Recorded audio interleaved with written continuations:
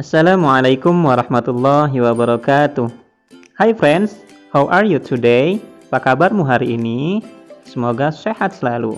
Sebelum kita memulai pembelajaran pada hari ini, let's say basmalah together.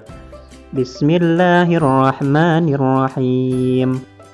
Today, we will learn about describing people and object, atau menggambarkan orang dan objek. Objek itu maksudnya suatu benda ya teman-teman.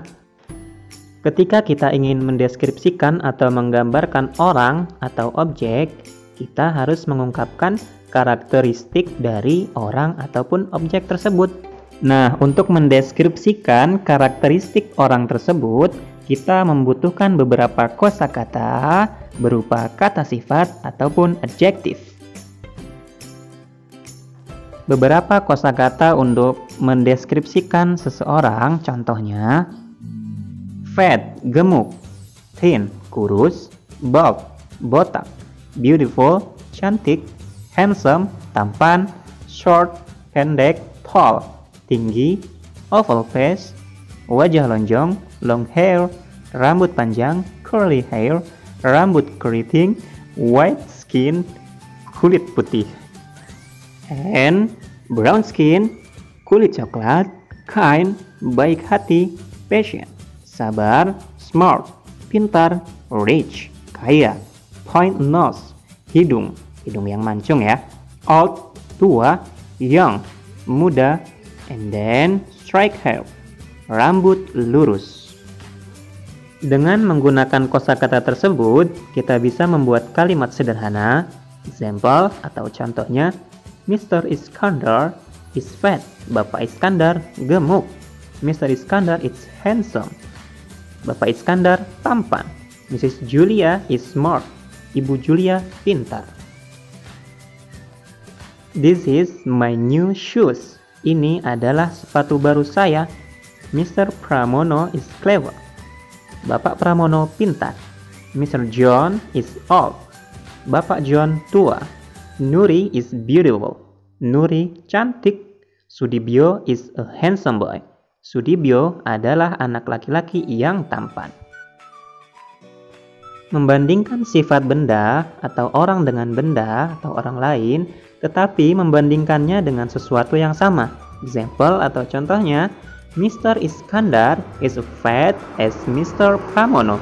Bapak Iskandar sama gemuknya dengan Bapak Pramono. Shanti is as beautiful as Sinta. Santi sama cantiknya dengan Sinta. Jadi di kata sifatnya atau adjektifnya itu di tengah-tengah antara as, bla bla bla, as, kemudian dilanjutkan ya. Jadi kuncinya yaitu as, bla bla bla, as ya. Seperti Mr. Iskandar is fat as Mr. Pramono. Bapak Iskandar sama gemuknya dengan Bapak Pramono. Selanjutnya, untuk menyatakan sesuatu yang lebih, misalnya nih, lebih tinggi, lebih rendah, lebih ganteng misalnya, lebih cantik misalnya, gitu ya. Ditambahkan er ataupun more. Er atau more, bla bla bla, dan bla bla bla. Nah, untuk er itu digunakan bila kata sifat terdiri dari satu suku kata. Contohnya nih, satu suku kata apa aja nih? Misalnya small, kecil, big, besar, itu kan satu suku kata. Ada yang lebih dari satu suku kata. Ada beautiful, beautiful, itu 3 suku kata. Ada lagi expensive ya, itu juga 3 suku kata. Nah, ini memakai yang satu suku kata aja. Apa misalnya small ya. Nih di sini contohnya, small artinya kecil ditambah er di belakangnya jadi smaller. Contohnya, the ball is smaller than mine. Bola itu lebih kecil dari punya saya. Sedangkan more digunakan bila kata sifat lebih dari satu suku kata.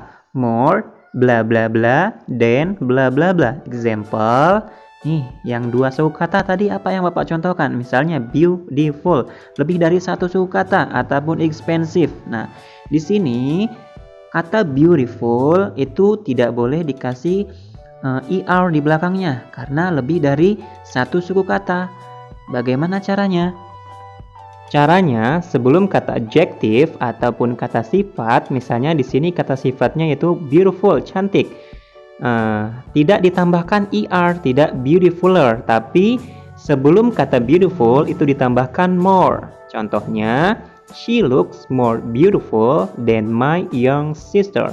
Dia terlihat lebih cantik dari adik perempuanku. Nah, selanjutnya untuk menggambarkan sesuatu yang paling, misal nih, paling besar, paling kecil ya, itu ditambahkan est ataupun the most di kata sifat ataupun adjektifnya. Contoh est nih, kalau est itu digunakan bila kata sifat yang dipakai terdiri dari satu suku kata. Contohnya, satu suku kata yaitu big. Big artinya besar.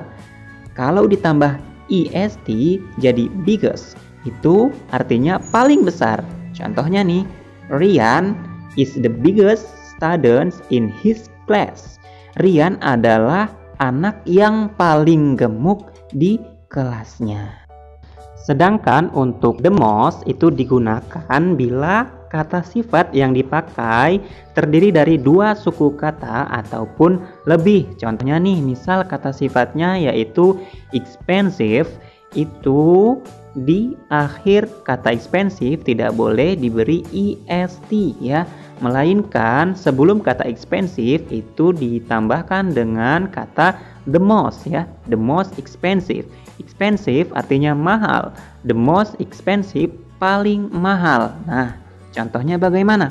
Nadia's pencil is the most expensive in her class.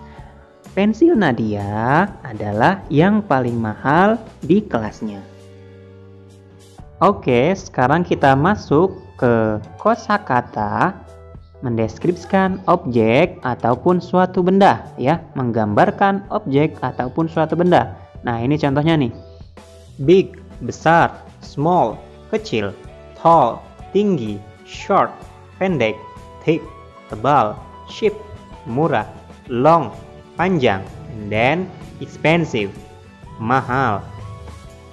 Contohnya, example, the ball is big, bola itu besar. The eraser is long, penggaris itu panjang. The book is thick, buku itu tebal. The bag is expensive, tas itu mahal. Nah, itu contoh kalimat untuk mendeskripsikan suatu benda ataupun objek. Nah, anak solih dan solihah mengingatkan kembali di dalam Al-Quran terdapat surat At-Tin ayat keempat. Laqad khalaqnal insana fi ahsani taqwim, yang artinya sesungguhnya kami telah menciptakan manusia dalam bentuk yang sebaik-baiknya. Kita merupakan makhluk Allah yang diciptakan paling sempurna. Kita diberikan akal sehat, kita diberikan semuanya dengan lengkap ya. Ada mata, telinga, kaki, tangan ya, hidung ya, lengkap semua. Masya Allah, kita syukuri ya anak soleh dan solehah ya. Walaupun kita mempunyai bentuk fisik yang kurang, itu tetap kita syukuri. Karena kembali lagi dalam Quran surat At-Tin, sesungguhnya kami telah menciptakan manusia dalam bentuk yang sebaik-baiknya. Nah, baik, itu saja ya anak soleh dan solihah. Semoga dapat memahami pembelajaran hari ini dan juga ilmunya bermanfaat, bisa memahami, mendeskripsikan orang dan benda menggunakan kosakata bahasa Inggris.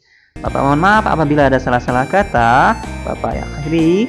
Assalamualaikum warahmatullahi wabarakatuh.